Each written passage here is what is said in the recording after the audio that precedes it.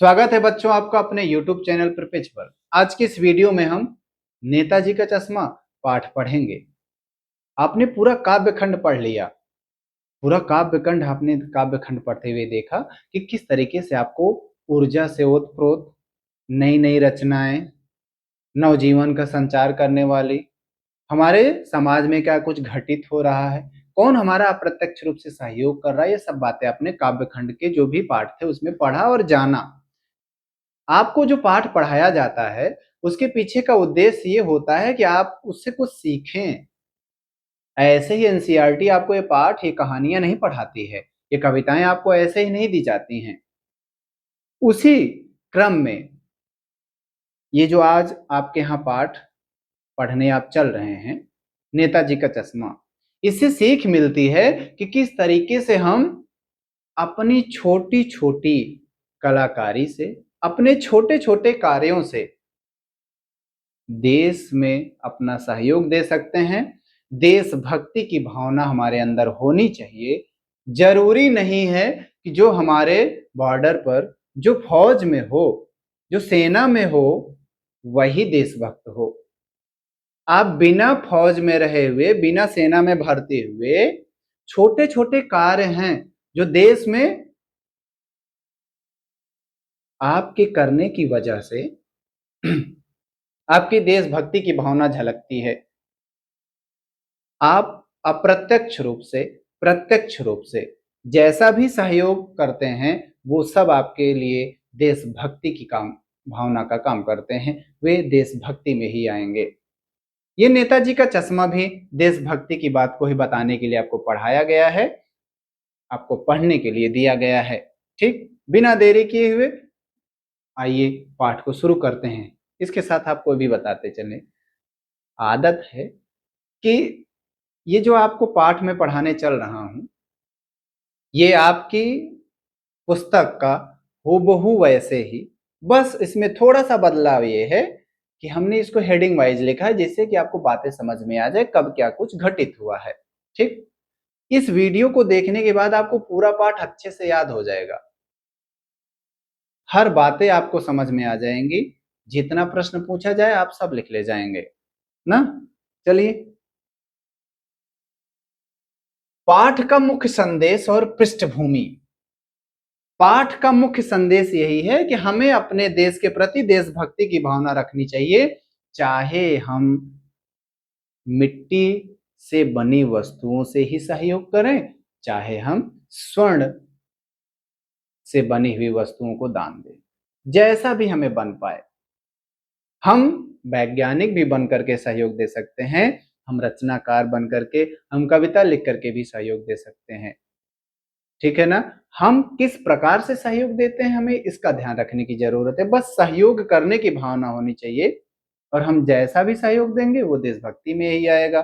बस ध्यान रखना, उससे देश में सार्वजनिक रूप से क्षति ना पहुंचे, सार्वजनिक रूप से उसका लाभ भी होना चाहिए। ठीक है। देशभक्ति की भावना ये कब पता चलती है? कैप्टन, जिसका जिक्र अभी आप पढ़ेंगे, कैप्टन नाम के व्यक्ति को इसलिए कैप्टन कहा जाता था क्योंकि वो देशभक्ति की भावना रखता था। वाकई में वो किसी कंपनी का कमांडर नहीं था, ना तो सेना का सेनापति था।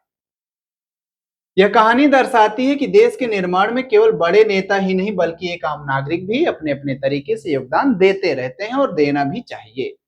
कस्बे का दृश्य देखिए, हमने हेडिंग वाइज इसमें लिखा है, इसको देख करके आपको तुरंत पता चल जाएगा क्या कुछ हुआ है। देखिए, कस्बे का दृश्य, इसका मतलब कहानी में कस्बा, मोहल्ला, ठीक है ना, लोकेलिटी जिसको आप कहते हैं। हालदार साहब हर 15वें दिन कंपनी के काम से एक छोटे कस्बे से गुजरते थे। मोहल्ला था, उससे होकर के वो जाते थे। कस्बे की विशेषताएं क्या थी? वहां पर पक्के मकान थे, एक बाजार था, चौराहे पर एक मूर्ति लगी हुई थी, लड़के लड़कियों का एक स्कूल भी था, सीमेंट का एक छोटा कारखाना था, 2 ओपन एयर सिनेमा घर थे, और एक नगर पालिका थी। नगर पालिका ही जो थी वो, उसका ही काम था कि वो जो है कस्बे में छोटे मोटे विकास के कार्य करवाती रहती थी। सड़क निर्माण हुआ, सार्वजनिक स्थल पर बैठने की व्यवस्था हुई, और इसके साथ साथ चौराहे पर नेताजी की मूर्ति का निर्माण भी वहीं से हुआ था। नगर पालिका के कार्य क्या थे? नगर पालिका कस्बे में कुछ न कुछ विकास कार्य जैसे सड़कें पक्की करवाना, पेशाब घर बनवाना आदि करवाती रहती थी, सार्वजनिक रूप से, जिसमें आप सबको लाभ पहुंचे। चौराहे पर नेताजी की मूर्ति की स्थापना। क्या? मूर्ति का निर्माण। नगर पालिका के किसी उत्साही अधिकारी ने शहर के मुख्य चौराहे पर नेताजी सुभाष चंद्र बोस की एक संगमरमर की मूर्ति लगवा दी थी। बस इसमें हलदार साहब जो है वो थोड़ा सा व्यंग्यात्मक रूप से बोलते हैं, कमी रह गई थी कि उसका जो मूर्ति का थोड़ा सा पावर कट हुआ था, डिस्टरबेंस के लिए सॉरी। तो मूर्ति का जो ठेका था वो किसी ऐसे अधिकारी को दे दिया गया था जो कि जल्दी जल्दी में वो नेताजी की मूर्ति पर चश्मा लगाना भूल गया था और मूर्ति को भी कुछ विशेष तरीके से बनाया था। ठीक, देखिए, बजट कम होने या समय की कमी के कारण मूर्ति बनाने का काम कस्बे के हाई स्कूल के ड्राइंग मास्टर मोतीलाल जी को सौंपा गया। वही वाली बात ना कि जो ठेका था वो हाई स्कूल के मास्टर साहब को दे दिया गया। ये इसके माध्यम से बताया गया है कि देखिए किस तरीके से जो सरकारी कामकाज होता है उसमें लापरवाही बरती जाती है।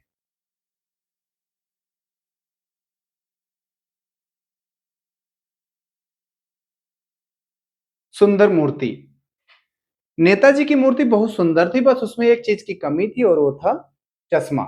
लेकिन चश्मे की विशेष बात थी। देखिए, वर्दी में बहुत सुंदर और निश्चल लग रही थी। देखते ही दिल्ली चलो और तुम मुझे खून दो जैसे नारे याद आते थे। नेताजी की मूर्ति इतनी सुंदर थी, लेकिन हलदार साहब की निगाह अभी जाकर के चश्मे पर अटक जाती है। देखिए, मूर्ति में एक कमी। कमी क्या है? पूरी मूर्ति संगमरमर की थी, लेकिन नेता की आंखों पर संगमरमर का चश्मा नहीं था, बल्कि एक असली काले फ्रेम वाला चश्मा पहनाया गया था। यहीं पर निगाह जी उनकी हलदार साहब की निगाह जाकर के रुक जाती है, अटक जाती है।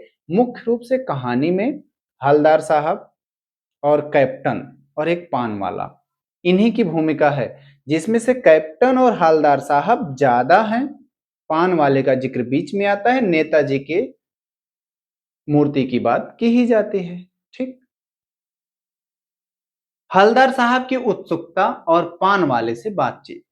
जैसे ही हलदार साहब पहुंचते हैं, वो देखते हैं जब मूर्ति को, इतनी सुंदर मूर्ति है, लेकिन मूर्ति में एक चीज की कमी है, वो है चश्मे की। चश्मा वहां पर संगमरमर की बजाय फ्रेम वाला लगा हुआ था, जैसे कि कोई अपना चश्मा उतार करके लगा दिया हो। बात क्या होती है? पहली प्रतिक्रिया, जैसे ही वो देखते हैं वो मुस्कुराते हैं, और मुस्कुरा करके उन्होंने सोचा मूर्ति पत्थर की लेकिन चश्मा असली।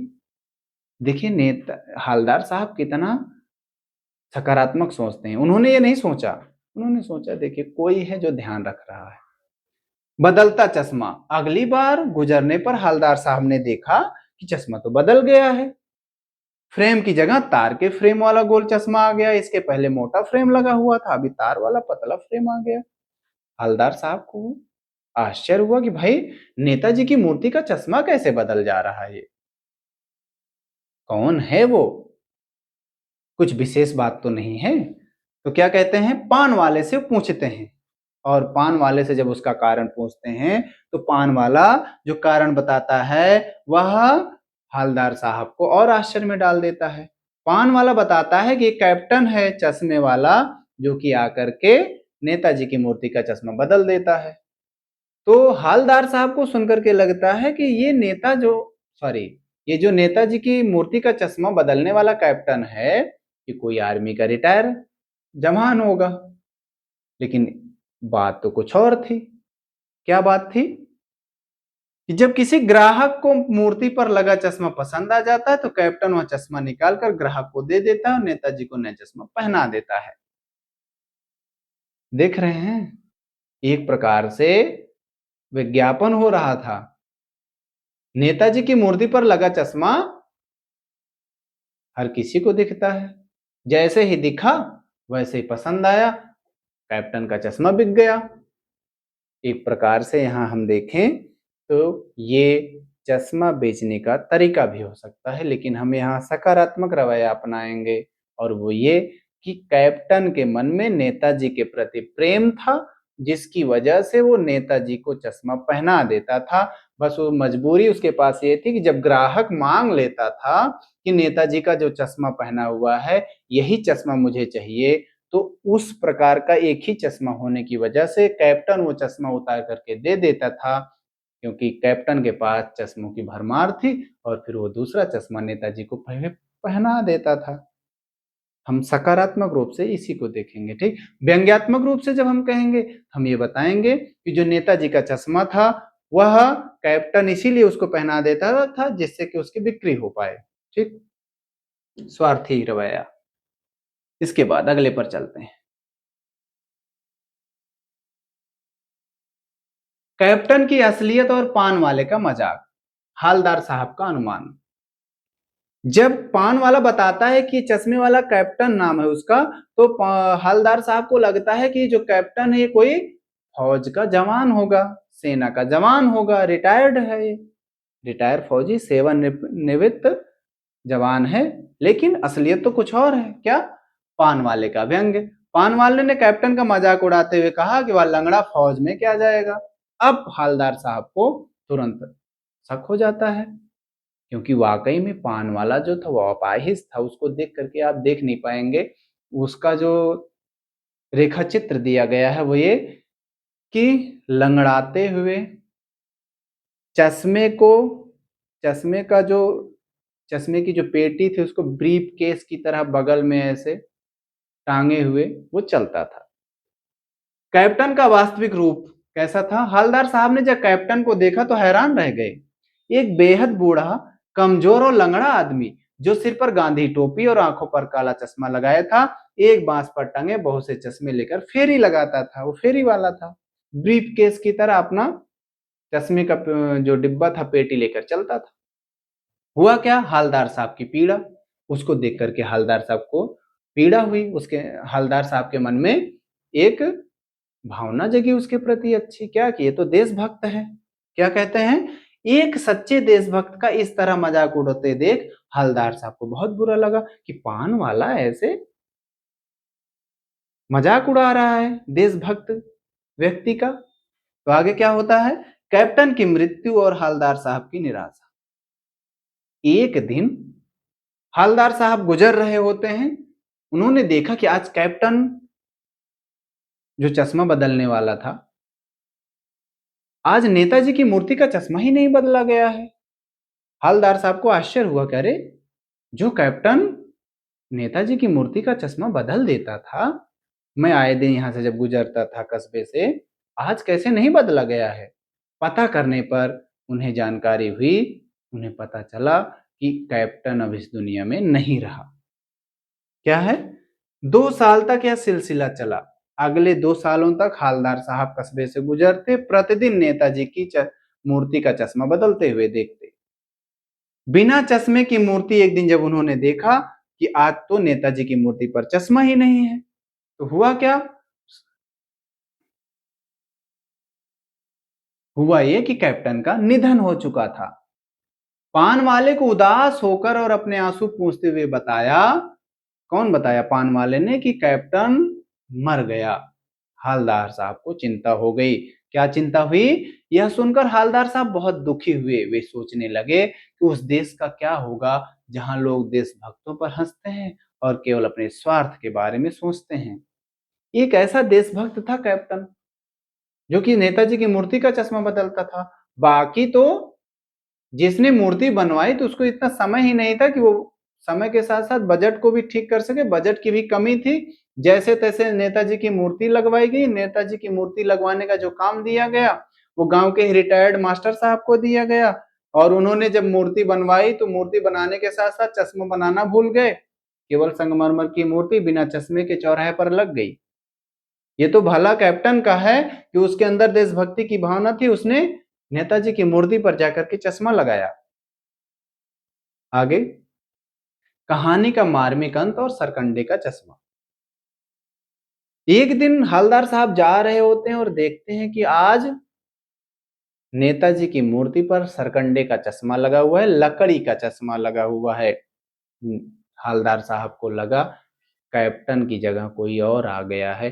अच्छा हुआ, कम से कम कोई तो है जिसके अंदर देशभक्ति की भावना है। हवलदार साहब का निश्चय। 15 दिन बाद जब फिर उसी कस्बे से गुजरे तो हवलदार साहब ने निश्चय किया कि आज चौराहे पर नहीं रुकेंगे और बिना चश्मे वाली मूर्ति की तरफ देखे ही जाएंगे वो। अब वो चश्मे की मूर्ति जो मूर्ति थी वो उसको देखेंगे नहीं, क्योंकि वहां चश्मा लगा नहीं रहता था तो उन्हें सही नहीं लगेगा।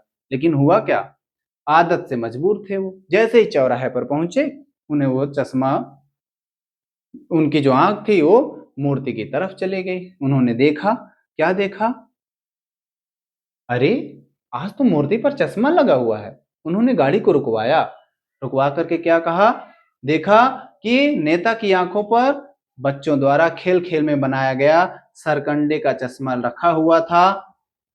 उन्हें ये दृश्य देख करके अच्छा लगा, उनका मन भावुक हो गया और भावुकता में उन्होंने कहा कि यह दृश्य देखकर हवलदार साहब ने कहा कि कैप्टन के जाने के बाद देश की आने वाली पीढ़ी में देशभक्ति और महापुरुषों के प्रति सम्मान की भावना आज भी जिंदा है।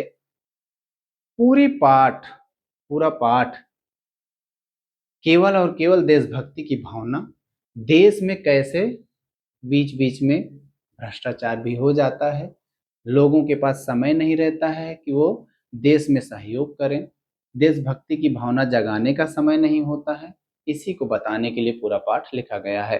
ठीक, उम्मीद करते हैं ये पाठ आपको समझ में आ गया होगा, क्योंकि मैंने आपके लिए एक एक, देखिए, सारी बातों को हेडिंग वाइज लिखा है जिससे कि आपको सब बातें पता चलें। ठीक,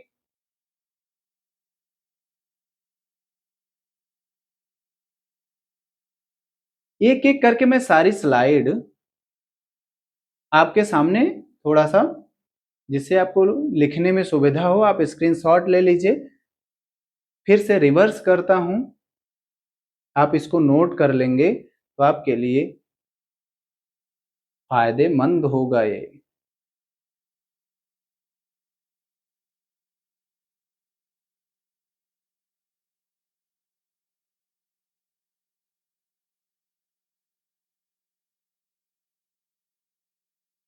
ये नेताजी का चश्मा शुरू हुआ यहां से,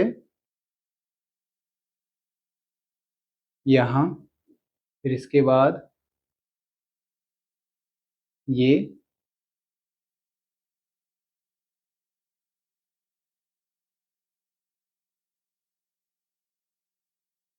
उम्मीद करते हैं ये पाठ आपको समझ में आ गया होगा। इसको आप पढ़ते रहिए, दोहराते रहिए। फिर मिलता हूं आपसे अगले वीडियो में, और अगले वीडियो में आप पाएंगे इसी पाठ का प्रश्नोत्तर। ठीक, पढ़ाई को अपनी जारी रखिए जिससे कि आपको परीक्षा में अच्छे अंक प्राप्त हो सकें। मिलते हैं आपसे अगले वीडियो में, तब तक के लिए आपको धन्यवाद।